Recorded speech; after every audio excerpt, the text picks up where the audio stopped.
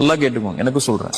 ஒரே ஒரு விஷயம் உங்களுடைய வாழ்க்கையில் இருந்தா போதும், அல்லாஹ் உங்களை பாதுகாத்துக்கிட்டே இருப்பான். அந்த பாதுகாப்புல இருந்து நீங்க விலகவே மாட்டீங்க. அந்த ஒரு விஷயத்தை மட்டும் உங்களுடைய மௌத்து வரைக்கும் நீங்க கடைபிடிச்சீங்கன்னா போதும். ஃபஜ்ர் தொழுங்க. ரசூலுல்லாஹி ஸல்லல்லாஹு அலைஹி வஸல்லம் சொன்னாங்க, யார் ஃபஜ்ரை தொழுவாரோ அவர் அல்லாஹ்வுடைய பாதுகாப்பில் இருப்பவர்.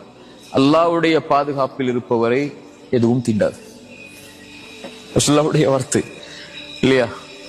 காலையில எழுந்து அவன் அல்லாஹ்வுக்காக 2 ரக்அத்தை அந்த குளிருள்ள நேரத்திலையும் வெளிச்சமில்லாத அந்த நேரத்திலையும் நடந்து போய் அல்லாஹ்வுக்காக நிறைவேற்றக்கூடியவருக்கு ரசூலுல்லாஹி ஸல்லல்லாஹு அலைஹி வஸல்லம் சொன்னாங்க, யார் இரவுடைய அந்த இருள்களில் நடந்து கொண்டு பள்ளியை நோக்கி சென்று தொழுகை நிறைவேற்றுவாரோ பின்னூர் இத்தாமி யௌமல் கியாமா, மறுமையில் அவர் வெளிச்சத்தோடு வருவார்.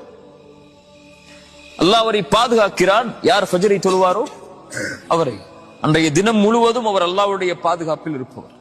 அல்லாஹ்வுடைய பாதுகாப்பில் இருப்பவரை யாரும் எதுவும் அவரை செய்யாது.